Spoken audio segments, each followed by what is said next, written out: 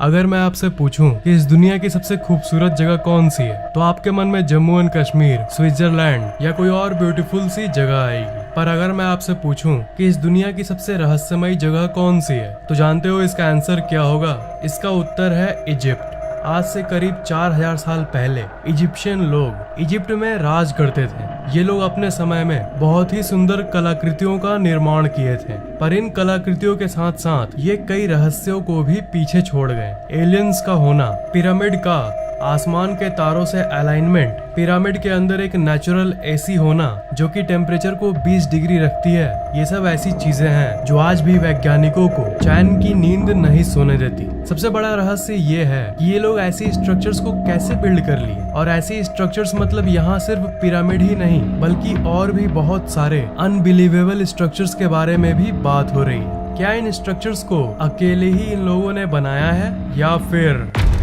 Pyramids? Egypt के pyramids ये masterpiece है और ये दुनिया की सबसे फेमस जगहों में से एक है। पिरामिड को बहुत सालों से स्टडी किया जा रहा है, हर टेक्नोलॉजी से इसे समझने की कोशिश की जा रही है, पर आज तक इसकी मिस्ट्री किसी ने सॉल्व नहीं कर पाया। इन्होंने एक एक पीस को एक साथ कैसे लाया, और इन्होंने किस तरह का कंक्रीट का इस्तेमाल किया, और ये इतने परफेक्टली अलाइंड कैसे हैं? बिना मशीन और टेक्नोलॉजी के ऐसे स्ट्रक्चर्स बनाना तो साइंटिफिकली इम्पॉसिबल है। सिर्फ एक पिरामिड के अंदर ही 23 लाख लाइमस्टोन के ब्लॉक्स का इस्तेमाल किया गया है। इन पत्थरों को एक जगह से दूसरे जगह मूव करना ही इतना मुश्किल है, तो इसे एकदम परफेक्ट पोजीशन पर लाना तो दूर की बात है, पर इन्होंने इन दोनों चीजों को किया। पिरामिड का एक एक ब्लॉक जो देख रहे हो, इनका वजन 2700 किलो से लेकर 70,000 किलो तक है। आजकल के जो मॉडर्न क्रेन्स होते हैं जो बड़े बड़े अपार्टमेंट्स को बनाने में काम आता है, वो यूजुअली 20,000 किलो से ज्यादा लिफ्ट नहीं कर पाते हैं। तो जब आज के समय में 20,000 किलो वजन उठाना इतना मुश्किल है, तो वो आज से 4000 साल पहले आखिर ये सब कैसे कर लिए? 4000 साल पहले वो 70,000 किलोस को कैसे ट्रांसपोर्ट किए होंगे बिना एडवांस्ड मशीनरी के?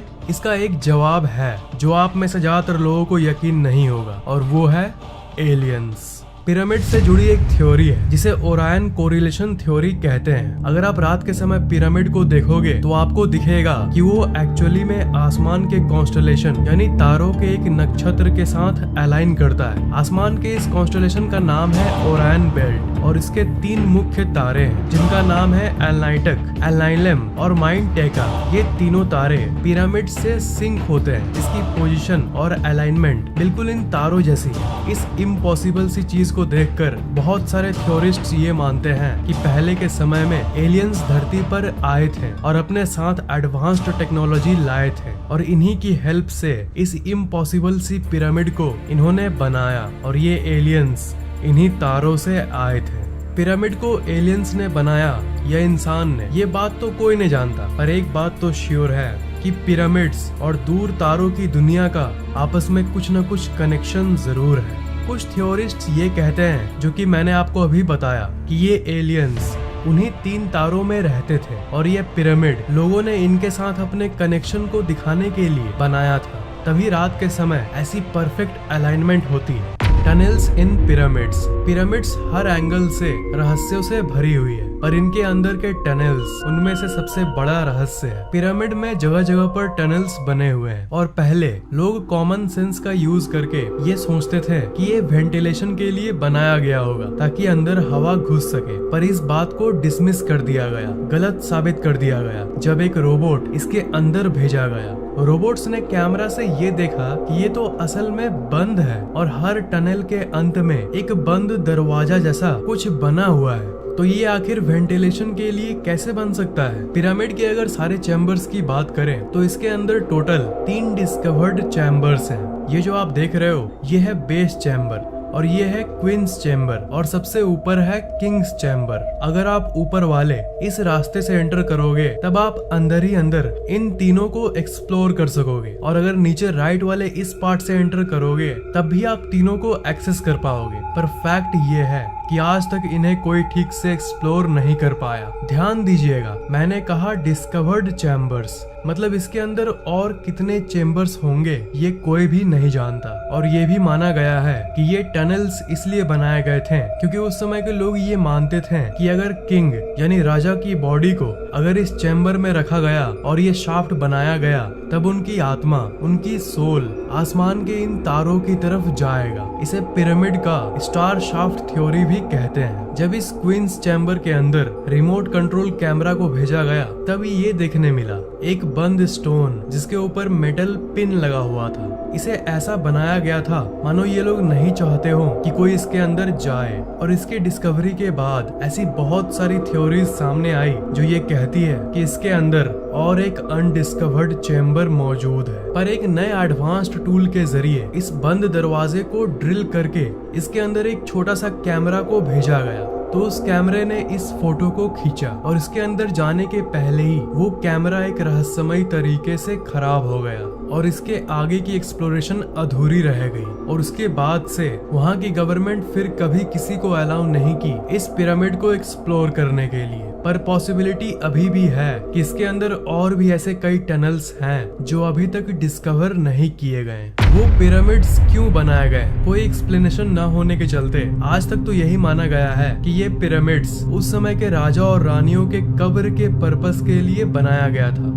वो राजा रानियों का कब्र था। मम्मी के बारे में तो कभी न कभी आपने जरूर सुना होगा। तो जो लोग राजा रानी के कब्र वाली बात को मानते हैं, वो लोग ये कहते हैं कि उस समय के राजा रानियों के शरीर को ममीफिकेशन के प्रोसेस के जरिए बॉडी को मम्मी बनाकर उसे कब्र में रखा जाता था। मरे हुए बॉडी को लाइनेन नाम के एक फैब्रिक में बांधकर कब्र में रख दिया जाता था। पर अजीब बात यह है कि अगर आप पूछो कि आज तक कितने बॉडीज, कितने मम्मी पिरामिड में मिले हैं, तो इसका आंसर है 0। जी हाँ, आज तक एक भी मम्मी पिरामिड में नहीं मिला। पिरामिड को अभी तक पूरी तरह से एक्सप्लोर नहीं किया गया है, पर जितना एक्सप्लोर हो चुका है उसकी बात करें तो सारे टॉम्ब बिल्कुल खाली थे और उसके ऊपर कोई टेक्स्ट भी नहीं लिखा हुआ था, जो कि जनरली उस समय के बाकी जगह पर टॉम्ब्स पर लिखा जाता था। क्वींस चैम्बर में न क्वीन का मम्मी पाया गया और किंग्स चैम्बर में न किंग का मम्मी पाया गया। तो इस सब को देखकर थ्योरिस्ट्स ये कंक्लूजन निकालते हैं कि पिरामिड शायद इसके लिए नहीं बनाया गया था। मे बी ये किसी और कारण के लिए बनाया गया होगा। और इसी सब के चलते ज्यादातर विचारक ये मानते हैं कि ये किसी एलियन के वजह और उनके पर्पस के लिए बनाया गया था और शायद ये एक तरह का पावर प्लांट था। पिरामिड इतने परफेक्ट कैसे हैं? क्या आपको पता है कि इस पूरी दुनिया की मैप को अगर आप लो और अगर सेंटर का पता लगाओ तो सेंटर कौन सा होगा? अमेजिंगली इस पूरी धरती का जियोग्राफिकल सेंटर वही जगह है जहाँ पर ये पिरामिड्स हैं। हाँ श्योर, ये कंप्लीट कोइंसिडेंस यानी इत्तेफाक भी हो सकता है, पर ये मत भूलिए कि ये पिरामिड्स उस समय बनाए गए थे जब इंसानों को धरती के बारे में कुछ नहीं पता था। उस समय तो ये भी डिस्कवरी नहीं हुई थी कि धरती गोल है। जैसा कि आपको पता ही होगा, पहले के लोग ये मानते थे कि अर्थ फ्लैट है। तब उस समय ये लोग आखिर अर्थ के सेंटर को कैसे ढूंढ लिए? और एक चौंका देने वाली बात ये है कि इस पिरामिड का एक पार्ट एकदम नॉर्थ पोल के अलाइनमेंट में है। अगर इसके सेंटर से एक एरो निकाले तो वो सीधा नॉर्थ पोल पर जाके मिलेगी। बस कुछ किलोमीटर का सिर्फ थोड़ा सा ही फर्क है। पर आपको ये जान के हैरानी होगी कि आज से 4000 साल पहले लैंड मास जो था उसकी पोजीशन एक्चुअली थोड़ी सी चेंज हो गई है और टेक्टोनिक प्लेट्स हिल गए हैं। इसलिए जो थोड़ी सी फर्क है वो भी सालों के धरती की स्ट्रक्चर बदलने के चलते हुई है, जो कि नेचुरली होते रहती है। नहीं तो उस समय 4000 साल पहले ये परफेक्टली अलाइंड था नॉर्थ पोल के तरफ। पिरामिड स्टोन्स,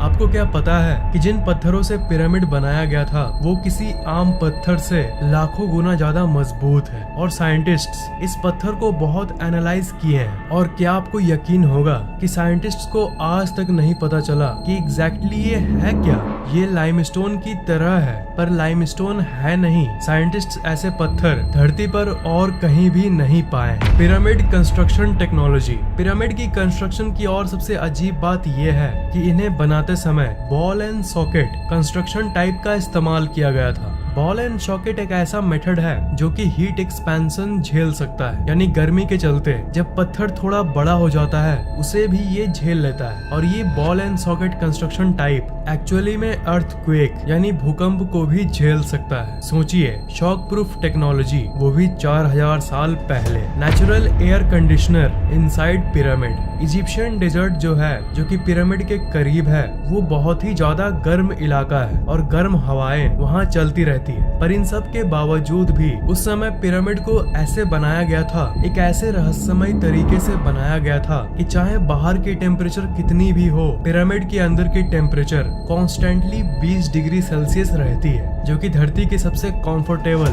और एवरेज टेम्परेचर है। इसे आप 4000 साल पहले की नेचुरल एसी यानी एयर कंडीशनर भी कह सकते हो। तो क्या ये सब facts, natural AC, earthquake resistant buildings, Orion star alignment, north pole direction without compass, क्या ये सब महज इत्तेफाक है या फिर सच में इसके पीछे किसी इंटेलिजेंट प्राणियों का हाथ है, जिन्हें इतना नॉलेज था इस दुनिया के बारे में जितना हमें आज भी नहीं है? थ्योरिस्ट्स का ये मानना है कि ये नॉलेज उन इजिप्शियन लोगों को एलियंस ने ही दिया था।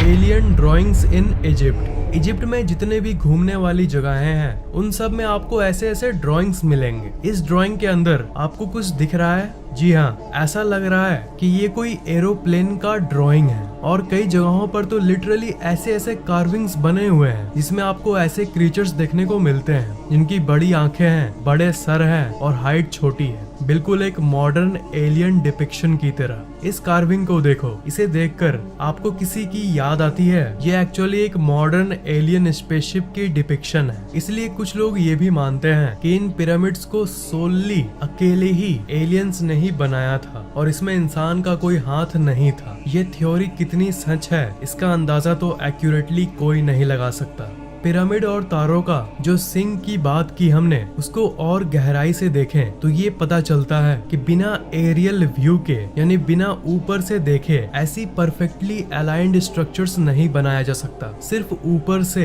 एरियल व्यू की हेल्प से इसकी पोजीशन को कंसीडर किया जा सकता था। और 4000 साल पहले तो ड्रोन और हेलीकॉप्टर्स भी नहीं थे, तो आखिर ये जमीन पर बैठकर ही अलाइन कैसे कर लिए? सिर्फ दूसरे प्लैनेट्स के प्राणी ही ये सब कर सकते थे। सिर्फ एलियंस ही एरियल व्यू पता कर सकते थे ऊपर से अपने स्पेसशिप की हेल्प से। Amazing sun alignment of pyramids. हर साल 21 जून को समर सोल्स्टिस होता है, यानी सबसे बड़ा दिन और सबसे छोटा रात वाला डे। इस दिन अगर आप शाम को ग्रेट पिरामिड को व्यू करोगे तो वो कुछ ऐसा दिखेगा। पिरामिड के ठीक सेंटर में उस शेर के ठीक ऊपर से ऐसा सूरज का व्यू। तो ये सबको मद्देनजर रखते हुए, इतनी कैलकुलेशंस करते हुए आखिर वो लोग कैसे जानते थे? एक चीज इत्तेफाक हो सकता है, पर ये स्ट्रक्चर्स इतनी सारी इत्तेफाक अपने अंदर रखती है कि इसे हम इत्तेफाक नहीं कह सकते। ये श्योरली बनी बनाई योजना थी। तो इसलिए ज्यादातर थ्योरीज ये कहती है कि उस समय दूसरे दुनिया के एलियंस ही इतने कॉम्प्लेक्स कैलकुलेशंस कर सकते थे। उनके पास ऐसी नॉलेज और ऐसी टूल्स थी जो आज के आधुनिक साइंस के पास भी नहीं है। Dendera light. इजिप्ट में एक डेंडेरा नाम की जगह है, वहाँ पर एक टेम्पल यानी मंदिर है जिसका नाम है डेंडेरा लाइट कॉम्प्लेक्स। इजिप्ट में रहने वाले लोगों ने इस टेम्पल को अपने एक भगवान के लिए बनाया था जिनका नाम था हैथोर। और ये मंदिर इजिप्ट के सबसे रहस्यमय मंदिरों में से एक है। इस मंदिर के मैप को देखो, यहाँ पर आप एंट्रेंस को देख सकते हो। तो इस मंदिर का आधा पार्ट पहले सैंड से ढका हुआ था, पर 1850 के आसपास इस कॉम्प्लेक्स को पूरी तरह से साफ कर दिया गया और उसके अंदर से बहुत सारे दफन हुए राज सामने आए। जब उस एंशिएंट रूम को पूरी तरह से क्लीन कर दिया गया, तब साइंटिस्ट्स को ये देखने मिला एक ऐसा आर्ट जो कि बहुत अलग था और पूरे इजिप्ट में सिर्फ इसी मंदिर के अंदर ऐसा कुछ कला देखने मिला। इसे डेंडेरा लाइट कहते हैं। दीवार पर ये जो ड्राइंग जो इजिप्शियंस ने बनाई है, ये सवाल खड़ा करती है कि इजिप्शियन लोग भला कितने एडवांस थे। इस इमेज को अगर आप ध्यान से देखोगे तो ये आपको एक लाइट बल्ब जैसा कुछ दिखेगा। ये मत भूलिएगा कि हम 4000 साल पहले की बात कर रहे हैं। इस इमेज को देखकर थ्योरिस्ट्स ये कहते हैं कि एंशिएंट इजिप्ट में इलेक्ट्रिसिटी यानी बिजली एग्जिस्ट करता था और 4000 साल पहले इन्हें इलेक्ट्रिसिटी टाइम ट्रैवलर्स यानी समय यात्रियों ने या फिर पहले के एंशिएंट एलियंस ने दिया था। और थ्योरीज का ये कहना है कि ये लाइट बल्ब वो चीज है जो रात के समय इन्हें पिरामिड और बाकी स्ट्रक्चर्स बनाने में हेल्प करती थी। एक बल्ब होती है जिसे क्रूक्स ट्यूब कहते हैं। अगर आप इस इमेज पर आज के एक मॉडर्न क्रूक्स ट्यूब से कंपेयर करोगे तो ये कुछ ऐसा दिखेगा। इस बल्ब के अंदर जो फिलामेंट है उसे इजिप्शियंस ने एक सांप से दर्शाया है और इसके एंड में इस जगह एक लोटस फूल बना हुआ है जो कि एक मॉडर्न सॉकेट को दर्शाता है जो कि असली बल्ब में होता है। और नीचे एक वायर तार आ रही है जो कि एक बॉक्स में लगी हुई है जहां से बिजली आ रही है। और ये जो इंसान है ये एक डेंजरस सा टूल लिया हुआ है जो कि ये दर्शाता है कि ये बल्ब आपके लिए जानलेवा हो सकता है अगर आप इसे सही से इस्तेमाल न करो। सही से इस्तेमाल नहीं किया गया तो आपको करंट मार सकता है, आपको शॉक लग सकती है। स्विट्जरलैंड में एक मिस्ट्री पार्क है, वहाँ पर बिल्कुल इसी चीज का एक मॉडल रखा गया है। तो इस फोटो से आप अंदाजा लगा सकते हो कि उस समय की लाइट बल्ब वाली बात अगर सही है तो वो कैसी दिखती होगी। 4000 साल पहले लाइट बल्ब, टेक्नोलॉजी और इलेक्ट्रिसिटी,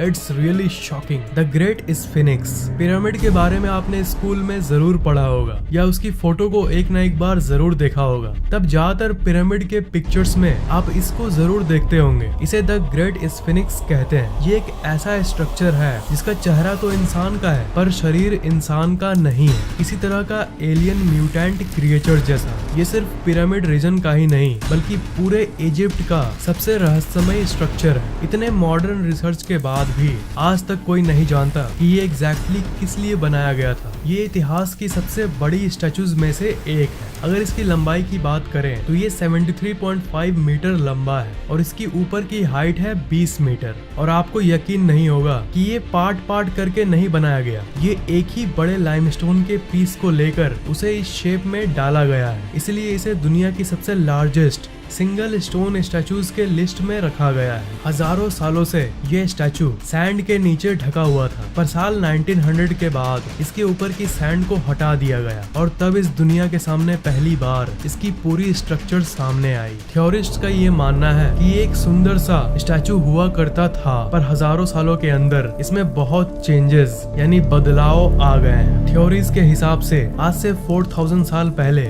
ये कुछ ऐसा दिखता होगा। ये ऊपर से जितना रहस्यमय है वो तो कुछ भी नहीं है, असल मिस्ट्री तो इसके नीचे अंडरग्राउंड में है। शुरू में ग्राउंड रेडार से ये पता चला कि इसके अंदर 2 कैविटीज है यानी 2 खाली जगहें हैं। ये बिल्कुल आजकल की मॉडर्न शहर की अंडरग्राउंड सिस्टम जैसा है। साल 1995 में जो वर्कर इस चीज को रेनोवेट कर रहे थे उन्होंने एक्सीडेंटली बहुत सारे टनल्स को डिस्कवर किया। उनमें से 2 टनल्स सीधा सीधा इस स्टैचू के नीचे जा रही थी। ये सब डिस्कवरी हमें ये बताता है कि इसके नीचे एक पूरी की पूरी दुनिया छिपी हुई है जो कि आज तक अनदेखा है। आज भी पिरामिड्स को एक्सप्लोर करना बाकी है और कोई भी फर्दर रिसर्च जैसे ही होगी पिरामिड्स के ऊपर कोई ममी मिलेगा या फिर कोई और रहस्यमय टनल मिलेगा उसकी अपडेट मैं आपको न्यू वीडियो में जरूर दूंगा। आपको ये वीडियो कैसा लगा नीचे कमेंट जरूर करना, वीडियो को लाइक और शेयर करना और अगर आपने अभी तक सब्सक्राइब नहीं किया है तो सब्सक्राइब जरूर कर लेना।